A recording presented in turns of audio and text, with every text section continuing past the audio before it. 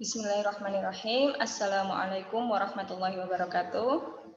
Good morning, everyone. How are you? Okay, I hope everything is gonna be fine. Because this is international class program, I think it would be better if I present my course in English, although it's not fully English, because I teach the other class, which is not international class program. Well, yesterday we had learned about development strategy of Islamic education, and then today we will learning about educational leadership. Although I'm sure that you have known many things about leadership, but it's okay. We'll talking about it. Okay, let's check this out. I'll share.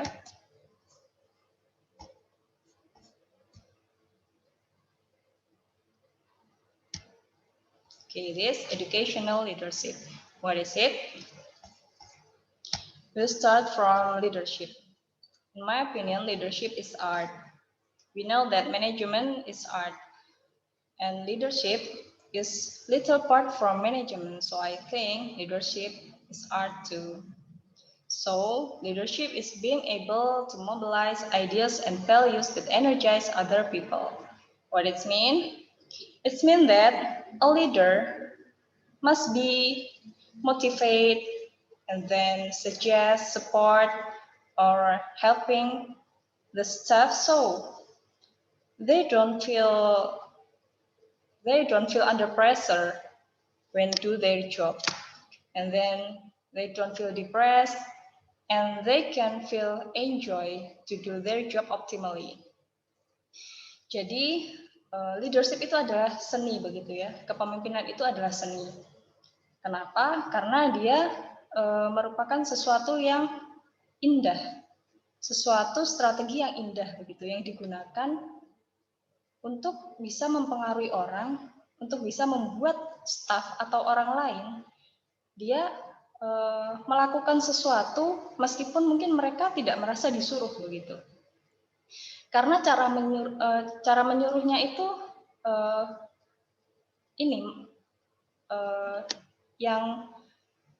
yang bisa dikatakan sebagai seni tadi ya, karena cara dia memberikan instruksi, cara seorang pemimpin memberikan instruksi, cara pemimpin memberikan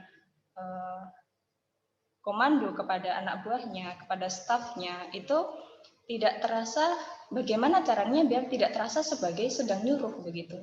Sehingga staf itu merasa mengerjakan sesuatu itu enggak di bawah tekanan, tidak tertekan, tidak terpaksa begitu, dan mereka bisa nyaman, mereka merasa nyaman dalam melakukan tugasnya dan tugas itu bisa terselesaikan secara optimal. Nah, itu gimana caranya seorang pemimpin ya? Itu tadi yang dinamakan seni. Gimana caranya seorang pemimpin bisa menggerakkan stafnya sehingga stafnya bisa melakukan sesuatu itu tanpa merasa tertekan, tanpa merasa terpaksa, bahkan mereka enjoy. Mereka nyaman gitu. Mereka nyaman dan dalam kenyamanan itu mereka bisa mengerjakan sesuatu secara optimal. Itulah kenapa leadership dinamakan sebagai art atau seni. Okay, then we'll talking about Muhammad's leadership. We'll study about Muhammad's leadership. Why? Ya, kenapa harus mempelajari tentang kepemimpinan Rasulullah? Karena sampai sekarang pun ya, best model dalam kepemimpinan itu ya masih Nabi Muhammad begitu ya. Itu terbukti dalam salah satu karya, yaitu ini dalam buku ya, dalam buku The 100, A Ranking of the Most Influential Person in History. Nah, jadi sebenarnya kita bisa lihat dari sini aja ya. Ini kan bahkan penulisnya orang luar gitu kan, tapi beliau mengakui bahwa memang influencer masih yang top ya, yang paling atas begitu, yang pertama first rank itu masih Rasulullah, masih Nabi Muhammad, Nabi kita. Sallallahu alaihi wasallam. Lalu kenapa kita harus mempelajari kepemimpinan Muhammad? Yang pertama, first thing, he's inspirative, ya. Jadi beliau itu inspiratif.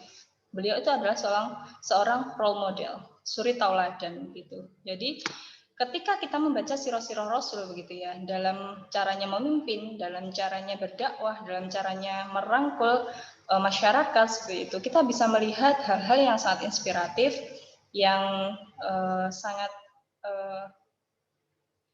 luar biasa menurut kita ya. Jadi seperti contohnya saja ketika kita tahu ceritanya Rasulullah menyuapi seorang Yahudi buta ya.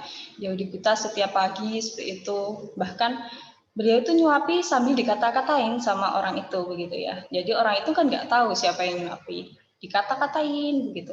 Tapi beliau tetap dengan ini ya dengan ikhlas begitu menyuapi seorang yang tidak berdaya dengan kebutaannya begitu. Bahkan sampai Rasulullah meninggal, kemudian Yahudi buta tadi bertanya kenapa yang menyuapiku sekarang berbeda begitu. Kemudian disampaikan bahwa orang yang menyuapimu selama ini sudah wafat gitu, sudah meninggal.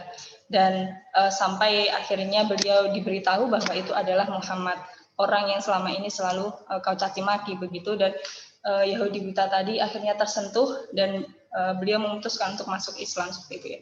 Jadi hal-hal seperti itu ya. Jadi dalam sirah Rasulullah kita pasti banyak menemui begitu. Kita banyak menemui kisah-kisah heroik dan inspiratif yang dilakukan oleh Nabi Muhammad SAW. Kemudian the second, he is motivative.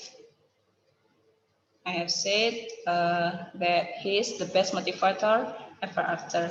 Jadi beliau adalah motivator terbaik sepanjang masa begitu ya. Get the first rank on the book, the 100, a ranking of the most influential person in history.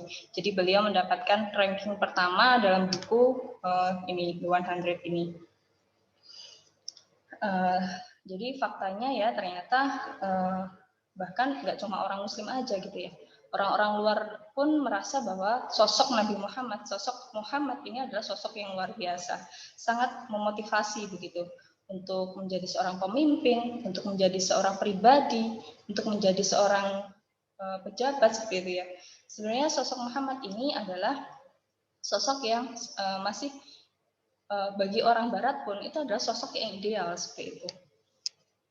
Nah, kemudian the third thing is kreatif. Jadi Rasulullah itu adalah sosok yang kreatif. He is a master planner.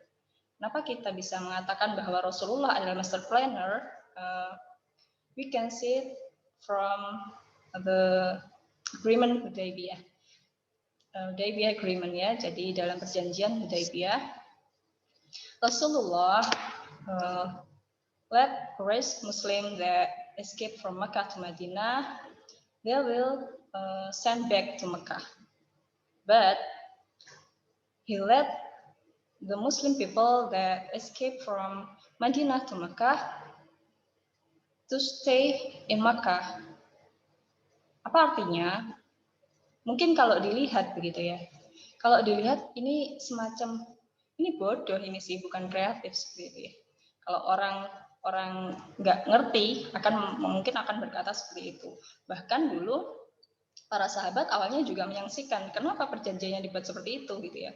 Kok kalau orang Mekah, orang Quraisy yang di Mekah pengen ke Madinah, pengen ikut Nabi Muhammad, pengen hijrah, pengen masuk Islam, kok dikembalikan ke Mekah lagi, kok dikembalikan ke kaum Quraisy, sedangkan kalau orang-orang yang sudah ikut mereka di Madinah, kemudian mereka lari ke Mekah, kenapa kok dibiarkan ke Mekah, nggak dikembalikan juga begitu kan?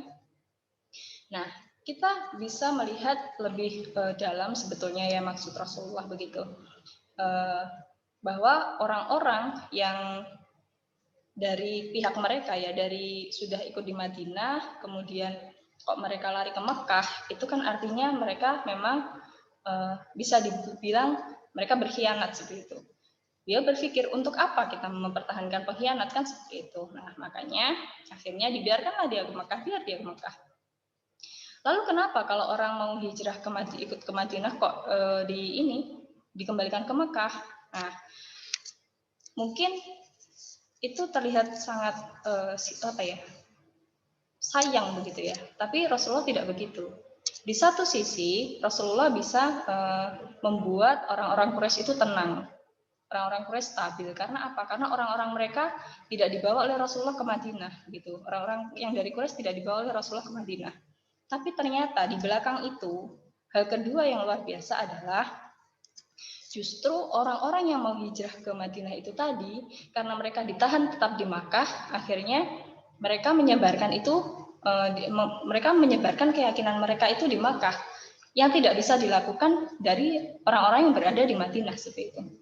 Nah, kemudian dia bisa menarik atau mengajak beberapa orang lagi, kemudian dia bisa melarikan diri dan menyebarkan itu di daerah-daerah lain yang dilewati atau tempat-tempat mereka melarikan diri. Nah, itu sebenarnya adalah bentuk dari ekspansi.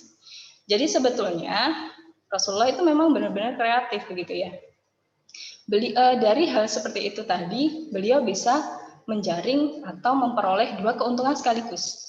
Yang pertama, tahun depannya mereka tetap bisa haji karena mereka tidak membuat kaum Quraisy marah gitu ya, karena mereka berhasil menaklukkan emosi kaum Quraisy. Yang kedua, ternyata dengan cara itu mereka bisa memperlebar ekspansi. Nah, itu poinnya.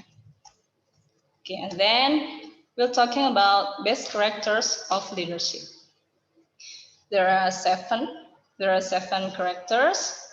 We start from empathy, and then motivation, self-esteem, decision-making, commitment, interpersonal awareness, and insightful. Nah, ini adalah karakter atau sifat-sifat mendasar seorang pemimpin gitu ya. Jadi ada 7 ini. Yang pertama adalah pengambil keputusan. Nah, pemimpin ini dituntut untuk berani dan bisa mengambil keputusan bahkan dalam kondisi mendesak sekalipun. Kenapa?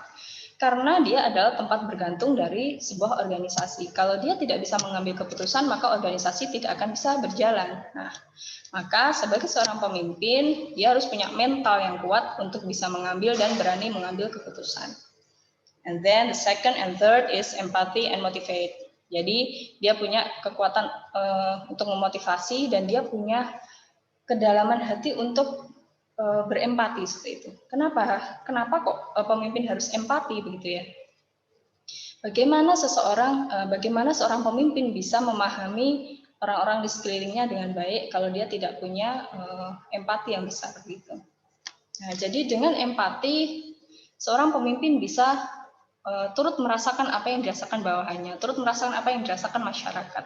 Dia bisa mengetahui apa yang dibutuhkan oleh staf dan masyarakat, sehingga dia bisa melakukan analisis lebih dalam, bisa mempertajam strateginya begitu ya, sehingga apa yang dia lakukan itu akan tepat mengenai hati orang, akan tepat mengenai hati para staf, sehingga keputusan apa yang diambil pasti akan diikuti oleh para staf gitu. Dan kemudian setelah dia berempati gitu ya, biasanya dia akan muncul kemampuan motivasinya. Jadi empati, kemudian motivasi.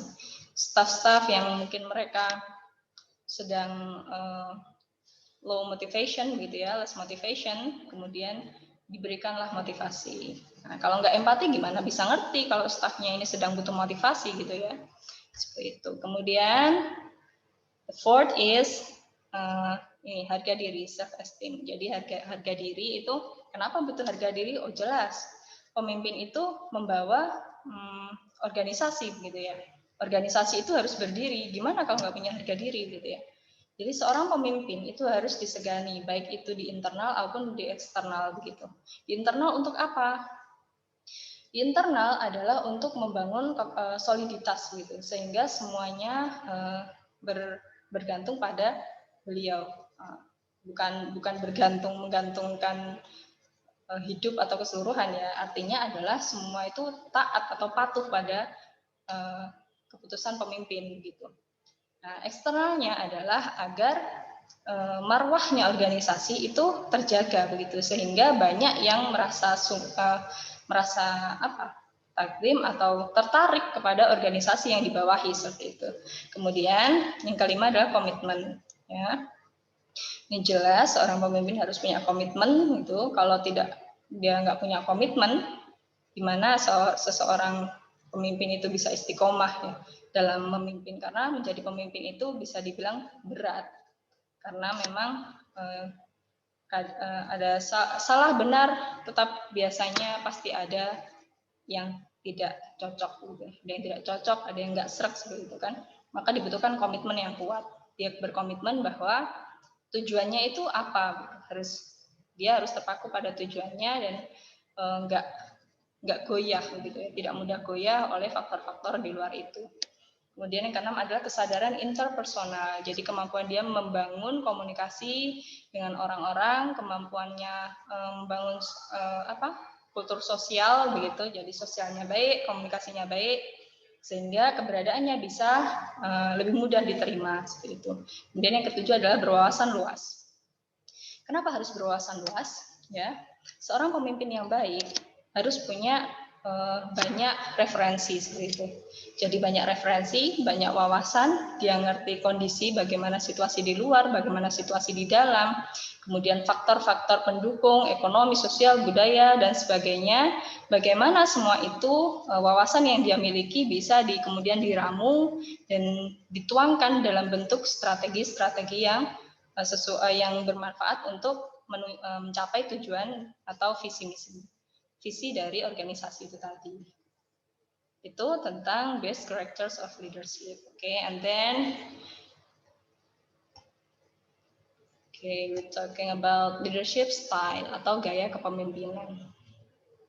Ini mungkin teman-teman sudah sering dengar ya. Jadi gaya kepemimpinan ada autocratic, democratic, laissez-faire. Autocratic, dia ciri-cirinya pertama otoriter, kemudian depend on leader. Jadi bergantung pada pemimpin gitu ya. And then it's applied to less creative staff and unable to take slightest decision. Jadi kapan gaya kepemimpinan autokratik ini diterapkan adalah saat staffnya itu less kreatif. Jadi nggak kreatif, dia nggak punya kreativitas, and unable to take slightest decision. Jadi staffnya itu udah kurang kreatif dan dia juga nggak berani mengambil keputusan, sekalipun itu keputusan yang sangat kecil. Nah, dalam kondisi seperti itu, maka seorang pemimpin harus menerapkan gaya kepemimpinan autokratik gitu ya, harus otoriter gitu. Kemudian yang kedua adalah democratic, opportunity to argue. Jadi ada peluang untuk mengungkapkan pendapat. Jadi pendapatnya peluang untuk mengungkapkan pendapat itu ada gitu ya. Kemudian staff has opportunity. Jadi staff itu punya peluang untuk berkarya lebih, untuk berpendapat seperti itu. And then apply to creative staff but relies on leader decision. Jadi itu diaplikasikan pada staff yang dia memang punya kreativitas, punya ide, punya gagasan gitu ya, tapi dia belum berani memutuskan. Jadi keputusan tetap dia belum berani untuk bertanggung jawab begitu atas keputusan atau atas ide yang dia miliki seperti itu, sehingga dia menyampaikan gagasan, menyampaikan idenya, tapi tetap keputusan berada di tangan pemimpin. Nah, itu demokratik. And then the last one is laissez-faire. Jadi pertama dia free to act. Jadi seorang staff itu bebas untuk bertindak, artinya dia bebas bertanggung jawab ya. Bebas itu karena memang sudah dikasih kebebasan oleh pemimpin. Karena pemimpin tahu, oh orang ini dia kreatif begitu ya, kreatif and responsible. Jadi dia kreatif dan dia bertanggung jawab terhadap keputusan yang dia buat begitu. Maka pemimpin memberikan kepercayaan pada staff ini begitu kan. Nah, free to act and then staff has bigger opportunity. Karena itu maka kan staff punya peluang yang lebih besar gitu. Dia punya peluang yang lebih besar dalam berkarya, berkreativitas. Kemudian dia juga punya peluang untuk menentukan, untuk memutuskan begitu. Jadi dia punya peluang untuk memutuskan sendiri, tapi dia bisa bertanggung jawab atas keputusan yang dia buat.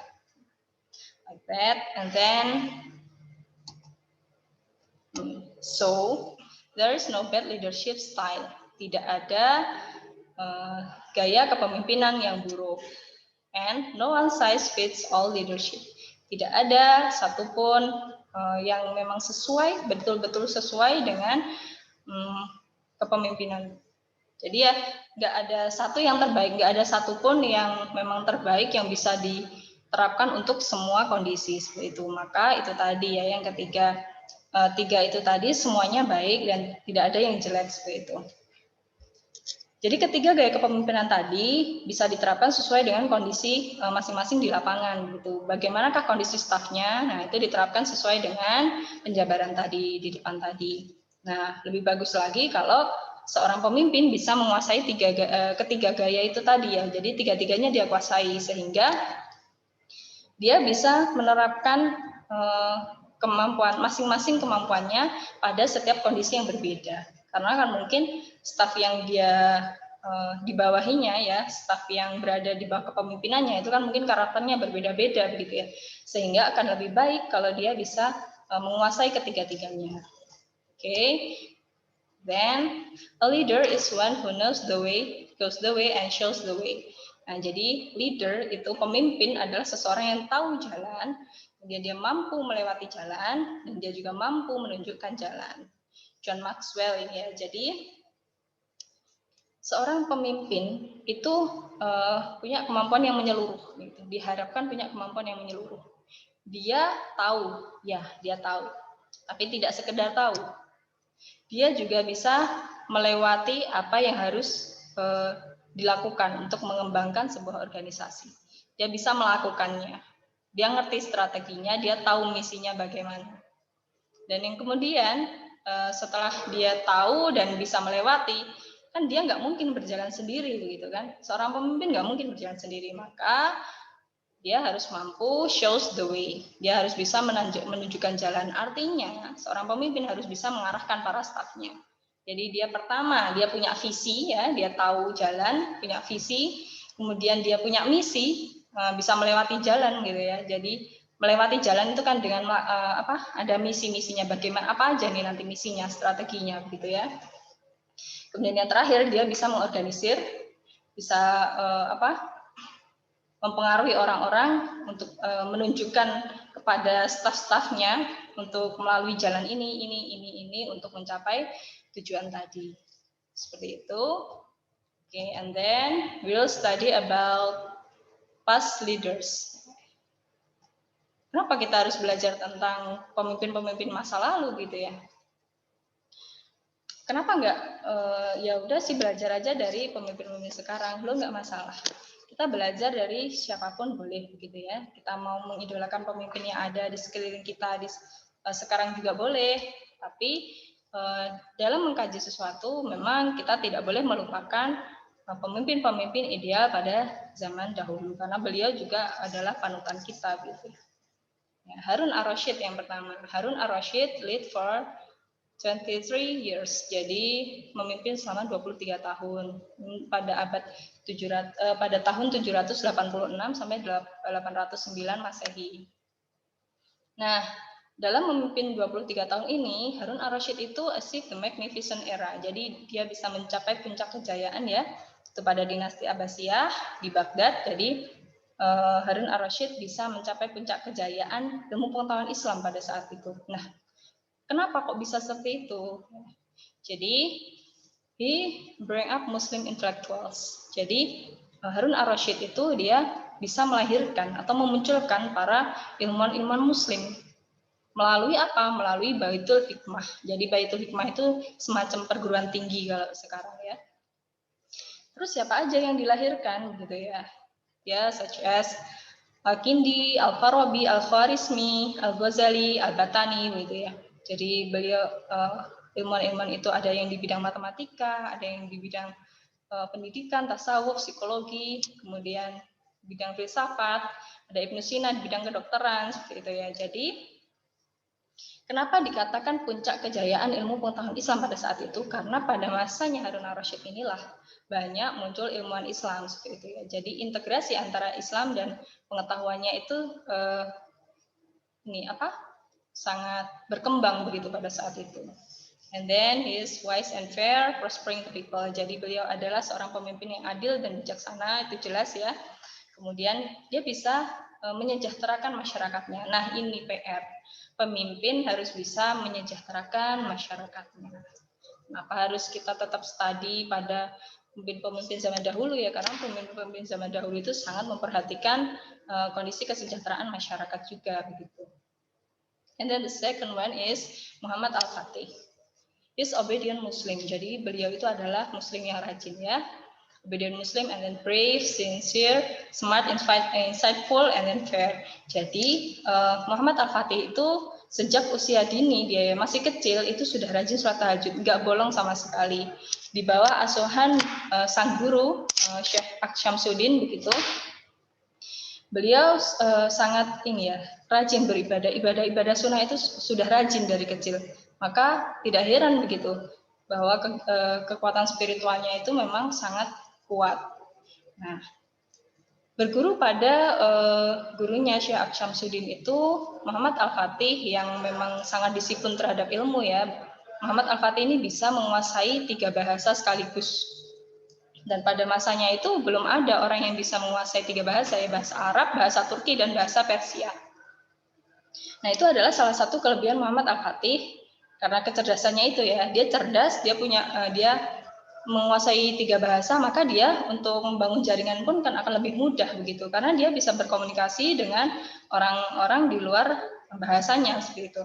Kemudian selain itu, dia juga punya tekad yang kuat gitu. Kita tahu ceritanya Muhammad Al-Fatih ketika hendak menaklukkan Konstantinopel, awalnya kan diawali dengan lobby begitu ya istilahnya kalau sekarang. Muhammad Al-Fatih melobi untuk penyerahan wilayah seperti itu, dan ditolak oleh rajanya pada saat itu kan, ditolak oleh penguasa Konstantinopel.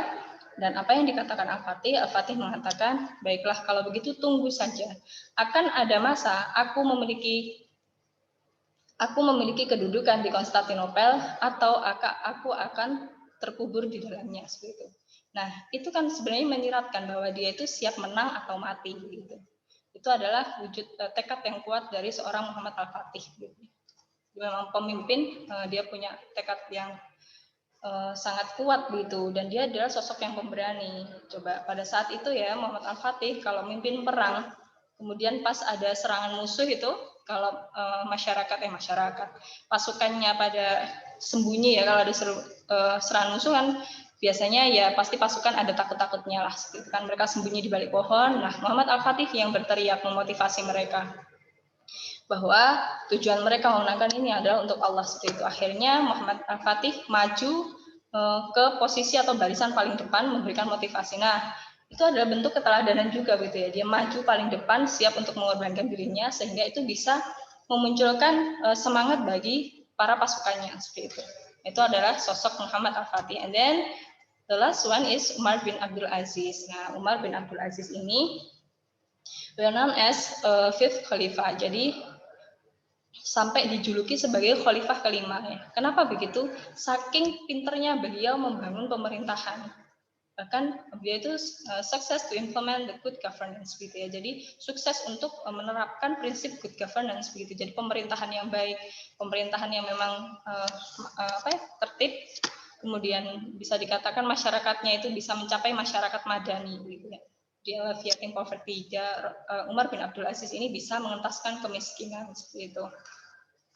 Nah, itu adalah nampak itu adalah hasil dari kesungguhan seorang pemimpin begitu. Ada hasilnya, transformasinya itu terlihat seperti itu. Kemudian we'll talking about contemporary leadership. Jadi contemporary leadership kepemimpinan di masa kini gitu ya. Ada beberapa tipe atau model begitu. Kepemimpinan di masa kini itu apa aja gitu ya. Kalau masa sekarang nih ada 3 ini, charismatic leadership, and then transformational leadership, and then visionary leadership. Nah, charismatic leadership itu apa gitu ya?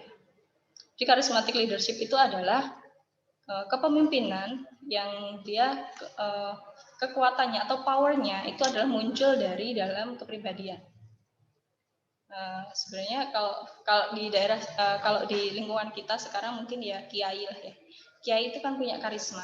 Kenapa seorang kiai itu sangat disegani oleh para santrinya, oleh masyarakat? Karena beliau punya karisma gitu ya.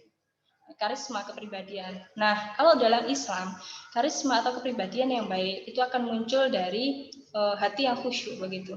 Jadi relate-nya dengan pendidikan Islam adalah kalau mau jadi seorang charismatic leadership, maka dia memang harus sangat dekat dengan Allah begitu ya, harus mendekatkan hatinya pada Allah sehingga karismanya itu benar-benar keluar, karismanya betul-betul muncul gitu ya.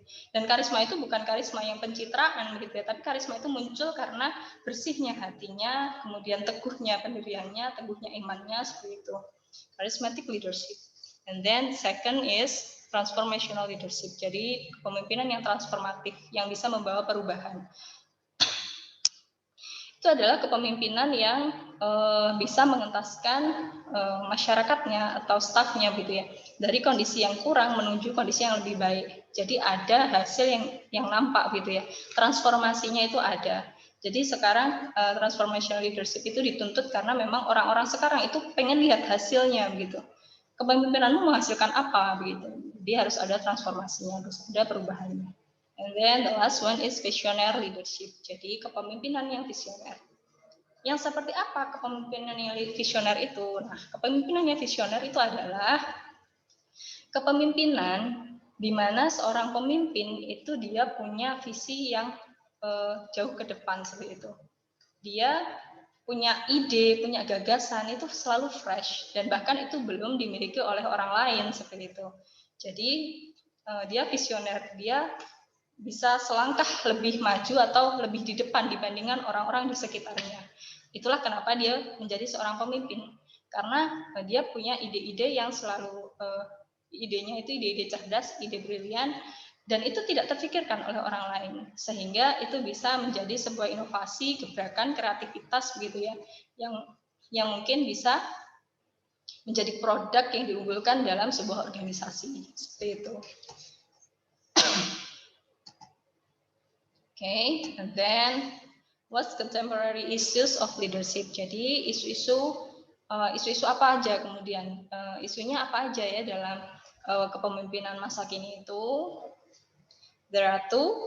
Jadi ada dua ya. Ada trust and motivation. Jadi isu yang memang sangat relate dengan kepemimpinan di masa kini itu adalah kepercayaan dan motivasi. Pertama, kepercayaan. Kenapa? Orang-orang di zaman sekarang itu memang cenderung memilih pemimpin itu karena kepercayaan. Jadi mereka mencari pemimpin yang bisa dipercaya. Itu relate sama kondisi zaman sekarang gitu ya. Kondisi zaman sekarang inilah yang membuat orang-orang itu menuntut pemimpin itu bisa dipercaya. Kenapa?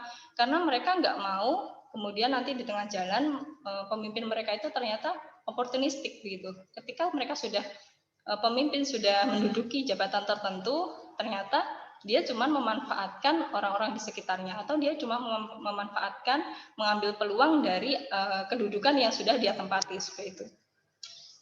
Maka kepemimpinannya seperti itu tidak akan ada gunanya begitu. Karena apa? Karena kepemimpinannya tidak menghasilkan kemaslahatan untuk orang banyak. Nah, yang kedua adalah motivation. Kenapa dibutuhkan motivation? Karena zaman sekarang banyak yang bilang hidup di zaman sekarang itu sulit begitu ya. Jadi kita juga sering menemui bahwa orang bekerja itu banyak yang mengeluh seperti itu, mengeluh berat, mengeluh apa kurang ini itu. Nah, makanya pada zaman sekarang itu pemimpin dituntut untuk bisa memberikan motivasi. Jadi sikapnya nggak harus motivasi secara lisan, meskipun itu juga dibutuhkan gitu ya. Jadi bisa mengubah kata-kata menjadi makna, motivasi.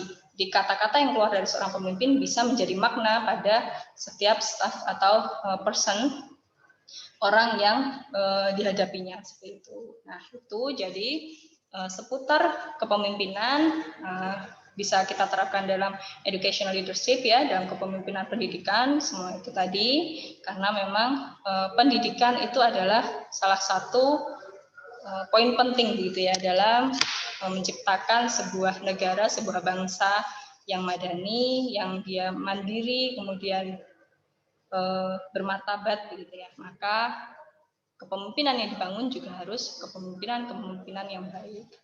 Oke.